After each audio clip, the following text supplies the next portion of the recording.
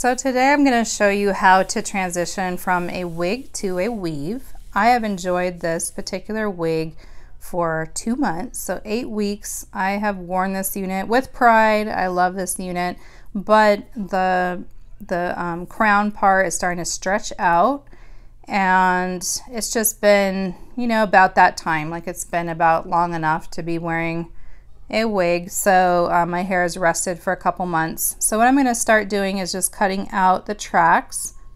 The wefted hair are also known as tracks, and they are attached to the crown, the wig cap, with this weave thread. And you can watch how I made this unit a few videos back. I did a tutorial on how I made it, so now I am undoing it.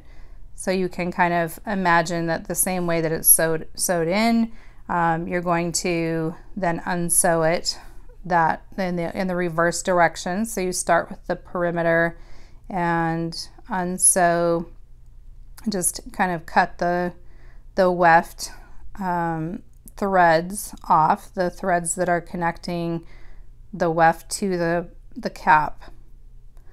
So you definitely do not want to cut the weft. You also don't want to cut your cap if you're planning on reusing your cap. Even if you're not planning on reusing it, you don't want little pieces of it attached to the weft. So you're just going to trim those threads all the way around. You can just see that I'm separating the weft from the wig cap. So some reasons why I like to transition from my faux locks to a wig or crown. A lot of people use the word crown or unit just because it sounds a little more dignified than wig, because a lot of people are like, oh, you have a wig.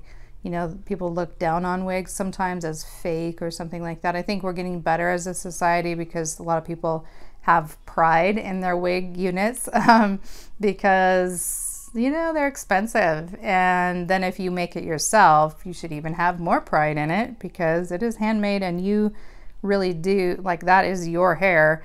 You made it. So anyway, that's a little aside, but you're going to pick out these little threads. So you're unsewing the weft from the cap, and then you're going to pick out these little weave threads that kind of are all the way through, and then set that little weft aside and keep going.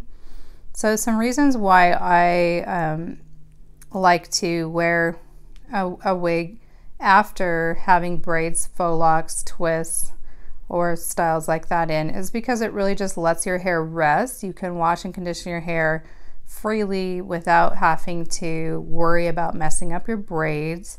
And you know, you just kind of, like, your whole scalp gets to rest. So not only does it let your hair rest, but lets your scalp rest, most importantly. And the downsides, though, I mean, after a couple weeks, sometimes 4 weeks, this has been 8 weeks, that's a long time for me, I typically get a little tired of that insecure feeling of having a wig.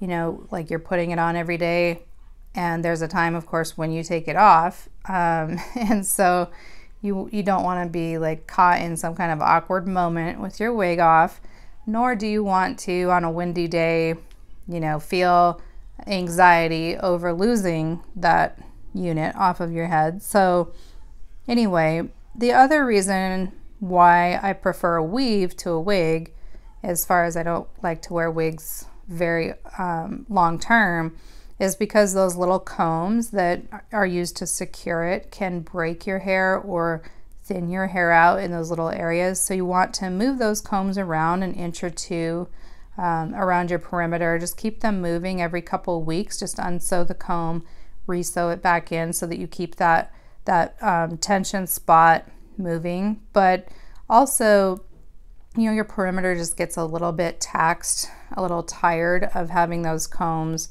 pull on it.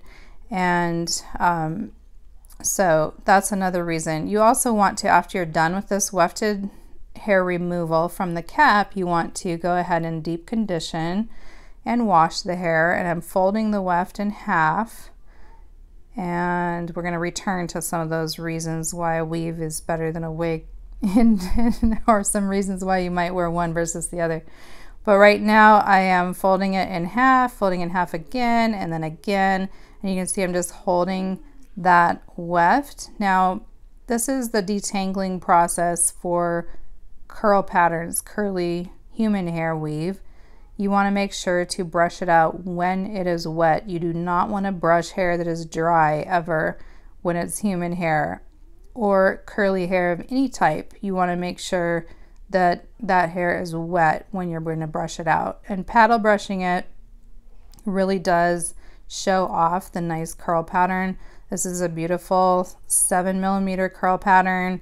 I believe it's either 6 or 7mm. I can never remember which one I ordered, but it's a curl pattern from Boho Exotic Studios, so they're beautiful hair, and I highly recommend their hair. This hair has been through a lot. I've bleached it, I've dyed it, I have brushed it out, I've sewed it in, I've taken it out, I've sewn it back in. So this is the brushing process when it's wet, and you can see it just really looks gorgeous. That curl pattern really just pops when you brush it out. So that is done, and I'm gonna just do that with every piece of the wefted hair, and then as soon as all of it is brushed out, I am going to get ready to sew in my sew-in weave. So this is how I transition from a wig to a weave. So back to the ideas of like why a weave versus a wig. And here I'm just stacking some of that hair. It's so gorgeous. Is, you know, if you're going to be active, like if I'm going to be going to the gym or even active intimately, to be honest, then I am going to want to definitely wear a weave versus a wig. The reason why it's better to have a weave than a wig when you're being active, if that's not self-explanatory, is if you're at the gym, you definitely don't want to be flipping your head upside down and having your wig fall off. If you are in bed, you don't want your wig falling off if you're being intimately active. So if you're outside on a windy day, you don't want to have the anxiety about it being blown off or adjusting on top of your head. So yeah, a weave is just more secure. You can see how beautiful his hair is here. I love that curl pattern. It's just so bouncy. So this is the same wet brush out of that curl pattern, just with it in my head. So yeah, you're gonna need a wig cap or a net, some clips, some scissors, a comb, the paddle brush, of course, some edge control, some weave thread, a little bit of glue. I'll talk about that later. And then of course your beautiful hair to start doing your weave. So this is going to be more secure than a wig or crown unit. So you're gonna just go ahead and corner up your hair in a spiral pattern and attach that the net or the wig cap or whatever you want to call it, but like a net is what I prefer over the stocking one, just because the net allows a lot more breathability. And then you're just going to sew the wefted hair in a spiral pattern all the way around, just like around the world, from the perimeter on down towards the center of your head. And you're just going to keep going around in little like 1/2 inch or so increments so that the weft lays flat. You don't want to put it so close to where you either run out of hair or the hair sticks up. So you want to kind of keep that hair nice and flat as you sew it down. And I use a double threaded weave needle. Some people might use just one thread. I like the double thread security. And once again, a weave is all about not having to deal with the wig anxiety of somebody snatching your wig off your head, or it blowing around, or you flip your head upside down and lose it, or something happens, because it's not permanently secure. So weave is super secure. If somebody pulls your hair in bed or something, just for example, it doesn't come off. So you're going to keep sewing around the world in a circular pattern until you get about a palm size amount. Then you're going to sew the tracks across in a straight pattern across until you get to the top, which is where you're going to add your closure. Now for the closure, I prefer this Proclaim black glue. It's more of a rubber type of glue. It's easier to clean up off your hands, but I do not have any in stock right now, and so I'm going to be using this lace wig glue, which isn't preferable. I don't like it just because it takes forever to dry and it's just kind of messy and different reasons. But you use what you have, right? So what you're going to do with your Proclaim glue or this glue, whatever kind of hair glue you have just lying around, is you're going to run one little amount of that down the weft. You can see how difficult this glue is. It strings everywhere. So I'm going to actually grab that little string piece and just fold it back over top of the weft so that it's nice and contained. And then you're going to roll that up like a cinnamon roll. So this is how you're making your closure. This is best done for a curly haired weave. However, you can do this old school for straight hair weaves as well. But you're going to roll that up, and then you're going to go ahead and clip it once it's all the way rolled up, and just kind of set that aside. You can see it looks like a little cinnamon roll. Thread your needle. Make sure you've tied your knot in your threaded needle, and go ahead and pull your needle through. Now, if you do not actually catch the weft, then your thread is going to pop through like that. So what you want to do is you actually want to thread it through the weft so it holds, and then you're going to go ahead and just sew that kind of into a smushed cinnamon roll, like a oval that kind of got smushed, if that makes sense. So in other words, you want to connect those wefts across that little opening. This is going to make your closure. You're going to kind of just go around until you get all the way to that loose end, and then you're going to sew that loose end down, and you're going to have your closure. Now, sometimes I'll just go ahead and leave this particular thread on the closure and with the needle attached to it, and just go ahead and sew it directly with that same thread that I actually sewed the closure with. However, because I use this different kind of glue, I'm going to knot it off, because this lace wig glue, this clear glue, actually gets all over the needle, which is a headache. So you want to go ahead and tie it off, and then wash your needle so it doesn't glue all over it, and wash it with a little dish soap or something just on the needle to get that glue off, and then go ahead and rethread it, and then sew your closure back into that little spot that was left at the very top of your horizontal tracks. So you've gone around and around in a spiral, then you have those horizontal tracks. Now you can see that this closure is going to protect those wefts from showing. So that's the back of the closure, and then you flip it over, and it's going to go like right into that little spot that you have left at the top. Now, if you actually have any other gaps in your hair after you're all the way done, if you've left a little too much space, you can actually take a little piece of the hair, little weft, and just add that in until it's nice and thick and full. And you want to kind of shake your hair around and make sure that it is nice and thick and full, and you don't have any gaps or any places where the tracks are showing. So after I kind of adjust the hair, just check for any gaps, I go ahead and sew one final piece in the very front right around my perimeter, and you can see that I'm just threading this actually laying flat against my forehead and laying towards my face instead of with the weft laying back. And this just really makes a nice, secure, almost front closure. I mean, it's not really a closure, but it just really does hide the tracks, like double time, just in case the wind blows or whatever, and you don't have like your weave just kind of tipping back and everybody be like, oh gosh, you know, are those tracks? That would be a hard wind. But anyway, you know what I'm talking about probably, or you can imagine it.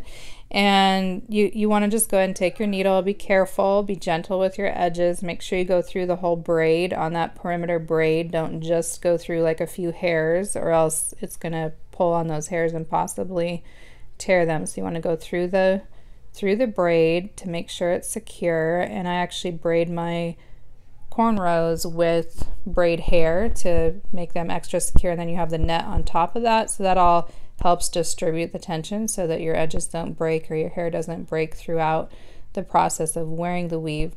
So you're going to just go ahead and secure that. Make sure that you have pulled the needle through the weft when you tie it off for the knot.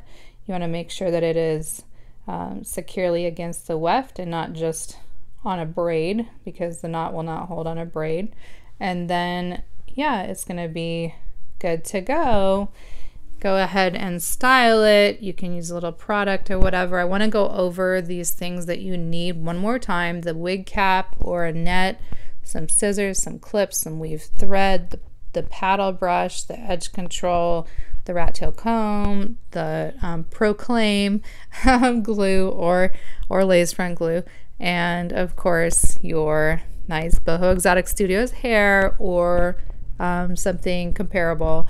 And you can see that with it just kind of zooming in there, it's not a detectable weave. Like, this is going to look super natural, and it's secure, so yay, it's all in place. Now here are some other weaves that I've done for clients. This is a sew-in, full sew-in with a handmade closure that I made. This is also the same thing, full sew-in, no store-bought closure, just the handmade cinnamon roll style that I just showed you how to do. This is a crochet weave, and so that is latch hooked in instead of on wefts. This is a wefted weave, but with some leave out. You could see it in her part area. It's a before on the left, after on the right. This actually is a weave with a very small, like 2-inch lace closure at the top. This is another weave, before on left, after on right, full sew-in, and this is another full sew-in, and with some leave out, no closure in that one because the part is long enough. This is a crochet weave, so this is just done with latch hooked hair onto the cornrows, no net and no sewing, no wefts. This is actually a weave, but it's braided, and that, you know, makes it look even more natural, especially if it's a tangly weave. You can get your weave, like, you know, get it a little facelift by braiding it. Anyway, that also is a crochet latch hook weave, as is this. So with the curlier hair types, the latch hook really looks super natural. This is also a latch hook weave, no net, no sewing. And this is actually shows you the braid pattern. So for that circular braid pattern, you do want to kind of, you know, alternate the braid pattern every time you get a weave, so it's not in the same exact places. So this is also the same type of a sew-in with the net, with the cornrows. So I hope that gives you an idea of how to do your own weave and how to transition a wig unit that you really love, but it's kind of stretched out, kind of old. You need to, like, you know, give it a little love, either tighten that unit back and keep wearing it, or move those combs around on it so they're not causing any breakage where the combs are attaching and pulling into your braids or your hair. And you know, or just go ahead and take that hair off that wig unit and sew it onto your head for a weave. And let me know if you have any questions. I know that cinnamon roll closure is a little old school, but back in the 90s it worked then to make weaves, you know, to make closures, way back before all this silk closure, lace closure, all the stuff that's out today. Yes, I am that old, and yes, I do remember being in college in the 90s and the weave methods of that era, because I did hair back then too. So I've been doing hair for a minute. So good luck everyone that's stuck at home or just wanting to try a DIY method, save a little money, getting that weave sewn in. Do it yourself, try it, let me know your thoughts.